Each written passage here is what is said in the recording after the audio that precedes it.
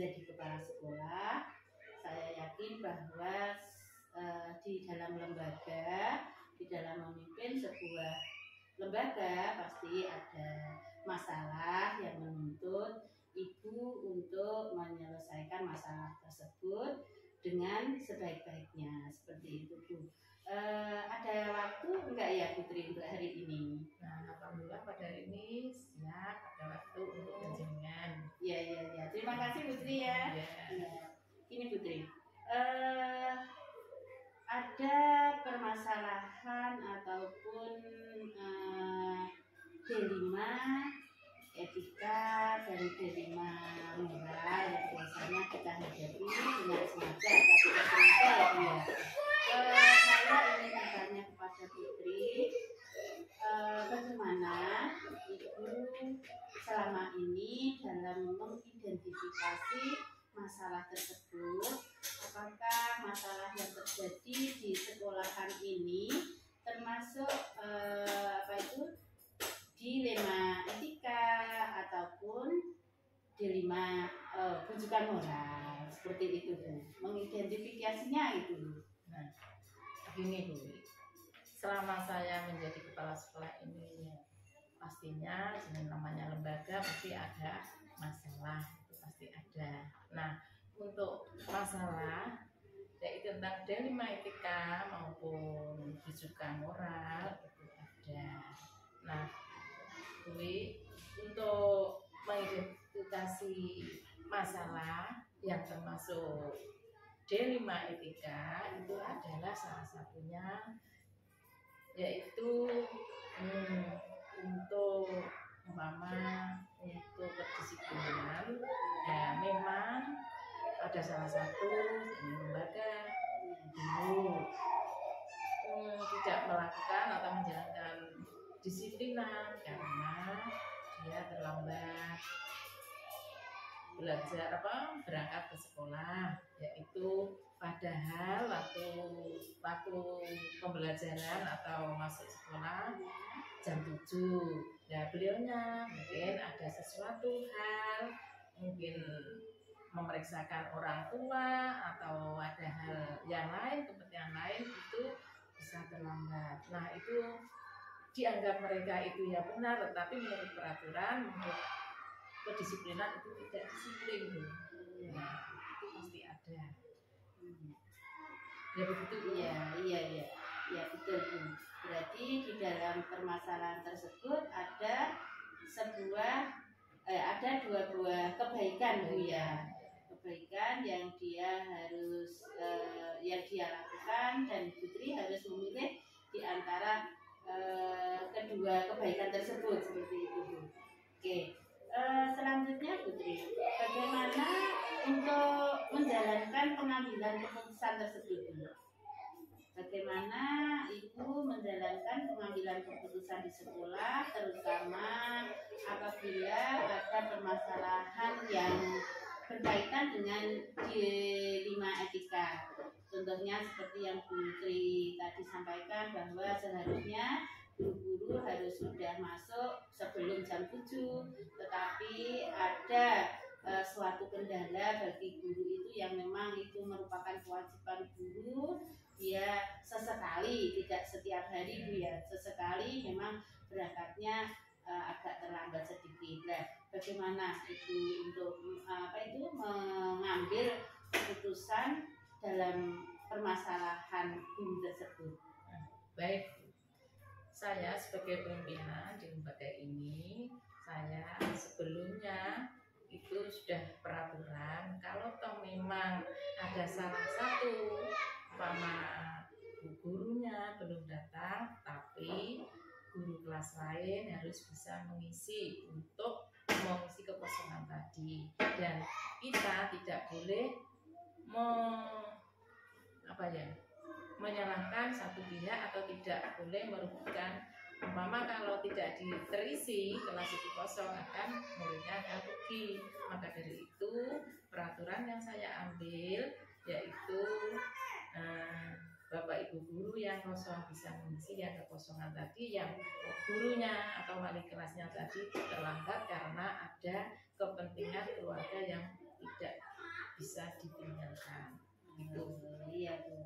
Langkah-langkah yang Ibu lakukan dalam pengambilan keputusan dilema etika selama ini, mungkin ada trik-trik tersendiri, langkah yang memang Bu Tri lakukan. Nah, begini Bu, langkah-langkah yang saya lakukan selama ini, saya sebagai kepala sekolah di SDN Marangan 2 ini, langkah saya, kalau toh ada dilema etika atau peraturan yang tidak ditepati, yaitu langkah-langkah saya menganalisis nilai-nilai yang bertentangan. Ya, yang kedua, saya menentukan siapa yang terlibat, gurunya atau muridnya, gitu. Nah, setelah itu saya juga mengumpulkan fakta-fakta yang sesuai atau yang benar, fakta-fakta itu. Nah, begitu Bu cara saya untuk mengambil langkah-langkahnya. Iya, berarti ada beberapa langkah ya Putri ya, menganalisis dulu permasalahannya, terus melihat siapa yang terlibat dalam permasalahan tersebut, selanjutnya untuk mencari solusi yang terbaik untuk mereka, begitu ya Bu ya. Oke, hal apa saja Bu yang selama ini dianggap efektif dalam pengambilan keputusan pada kasus dilema etika tersebut? Nah, begini Bu, hal-hal yang selama ini yaitu yang merupakan tantangan dari kita untuk mengambil keputusan, yaitu dilema etika itu ada 4 hal yang menjadi tantangan saya, yaitu individual, lawan komunitas, yaitu rasa keadilan dengan kasihan. Contohnya ada salah satu contoh yaitu keadilan dengan kasihan. Contohnya murid. Nah, salah satu murid siswa itu tidak masuk sekolah sampai 2 hari. Nah, saya sebelum memutuskan, saya mencari faktanya dulu, mengidentifikasi dulu masalahnya apa, anak itu tidak masuk sekolah atau berangkat sekolah.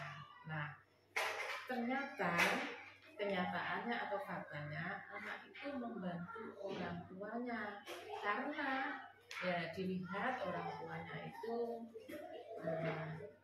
kesulitan ekonomi atau kurang mampu, sehingga anak itu membantu orang tua. Tetapi, nah untuk aturan ya bersekolah atau berangkat ke sekolah, sekolah itu harus berangkat setiap hari, tidak boleh izin kalau tidak sakit. Tapi anak itu sehat, bisa bermain, bisa apa, tapi waktu sekolah anak itu diajak orang tuanya Bu mencari nafkah ya, salah satunya itu mencari nafkah karena kendala itu kesulitan ekonomi. Tetapi nah anak itu kalau aturannya berapa hari tidak bersekolah, tidak naik sekolah Bu, tidak naik kelas. Tapi kita sebagai pimpinan ya, di lembaga ini, dan secara kalau keadilan ya tidak adil, tetapi kita mempunyai rasa kasihan kepada anak itu, sehingga anak itu saya naikkan di kelas. Begitu Bu yang bisa saya sampaikan. Bagus Bu, berarti dalam memutuskan permasalahan ini Putri menggunakan salah satu pendekatan paradigma keadilan lawan rasa kasihan ya. Terus dalam menyelesaikan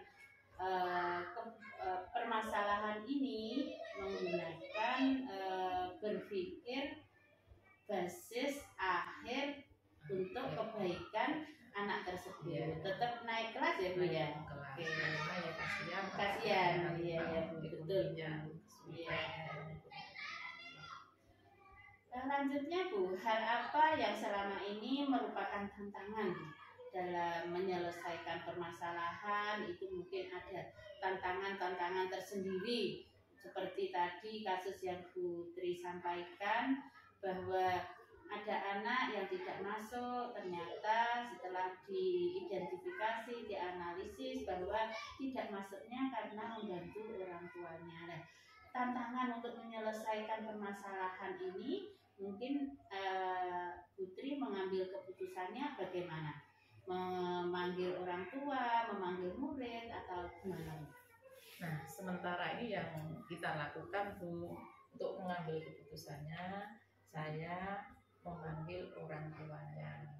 Kenapa anak itu kok nggak sering tidak masuk? Nah, terus orang tuanya saya memutuskan setelah mengidentifikasi dari orang tuanya itu, ya anak itu karena tidak masuk karena ini saya mengetahui, sehingga saya bisa memutuskan karena anak itu dan orang tuanya sudah tahu kalau anak itu tidak masuk sekolah, sering terlambat atau sering tidak masuk kan menyalahi aturan di dalam sekolah kita dan lembaga kita. Nah, tetapi dengan rasa kasihan tadi, rasa kasihan pada anaknya, memang betul-betul anak itu di rumah itu membantu orang tuanya, saya akhirnya memutuskan, nah itu bukan kepentingan pribadi saya Bu, tetapi itu kepentingan anak itu dan lembaga,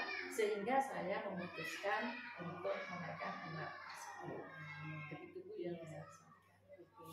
Berarti gini Bu ya, ada koordinasi antara wali murid dengan muridnya sendiri. Mungkin ada Bu ya, ada pengecualian untuk murid tersebut tetap naik, tapi orang tua harus mendampingi atau memberikan waktu anak waktu belajar, harus disuruh belajar atau berangkat sekolah seperti itu ya Bu ya. Oke. Gini Bu, kalau memang ada permasalahan yang Ibu hadapi itu, apakah Ibu dalam penyelesaiannya itu memerlukan waktu tersendiri atau memiliki tata kelola sendiri dalam penyelesaian masalah itu?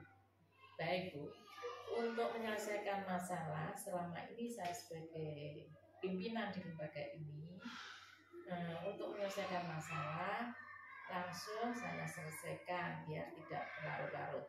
Tetapi kalau jadwal tidak ada selama ini. Nah, untuk mengambil keputusan selama ini waktunya saya selesaikan, saya tuntaskan sampai setuntas-tuntasnya, tidak berlarut-larut. Jadi isen gental, langsung saya atasi. Berarti langsung Ibu, apabila ada permasalahan, Ibu segera mengambil atau menganalisis, terus mengambil keputusan dan memberi solusi untuk keputusan tersebut, sehingga permasalahan tersebut tidak berlarut-larut. Ya, begitu ya. Oke, bagus Bu. Terus gini Bu, mungkin dalam pengambilan keputusan itu ada faktor-faktor lain yang dapat mendukung keputusan atau membantu keputusan Ibu. Nah, tentunya ada Bu.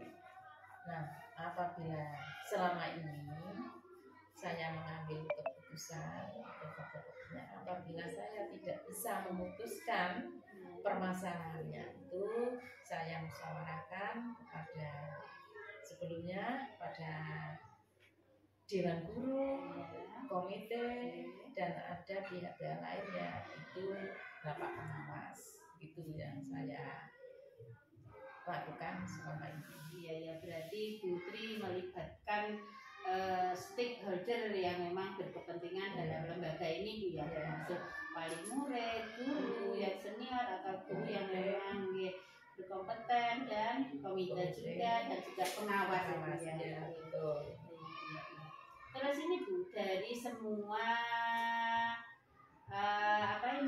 yang disampaikan Ibu tadi, mungkin ada satu pengalaman yang memang membuat Ibu itu sangat terkesan menyelesaikan masalah tersebut, dan memang merupakan kebanggaan Ibu menjadi seorang pemimpin. Nah, tentunya ada Bu. untuk pembelajaran selama ini saya sebagai kepala sekolah yang sangat menarik dan apa ya, terkesan sekali, yaitu masalah siswa. Nah, siswa itu namanya anak Bu, sangat berkesan. Jadi untuk mengambil keputusannya sampai saya terkesan, yaitu anak itu saya identifikasi dengan baik, mencari faktanya, sehingga anak itu yang dulunya jarang berangkat sekolah atau tidak rajin bersekolah, berangkat ke sekolah, dan akhirnya setelah saya temui di rumahnya dan orang tuanya saya temui, sehingga akhirnya anak itu sekarang bisa rajin berangkat ke sekolah dan seperti teman-temannya yang lain. Itu yang bisa saya sampaikan. Iya Bu ya. Berarti sekarang dia sudah masuk aktif ya Bu ya? Alhamdulillah pada hari ini, sampai hari ini anak itu aktif sekolah dan rajin sekolah.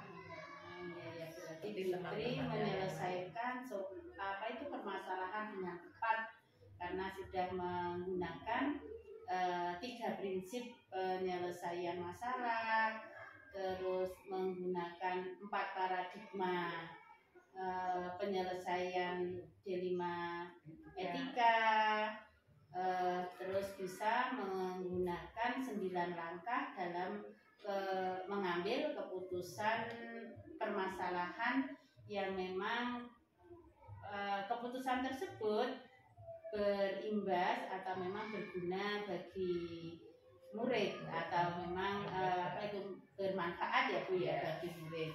Jadi lebih diutamakan kepada kebutuhan dan kepentingan anak murid, lembaga juga ya Bu ya. Jadi selain untuk murid juga bermanfaat bagi lembaga.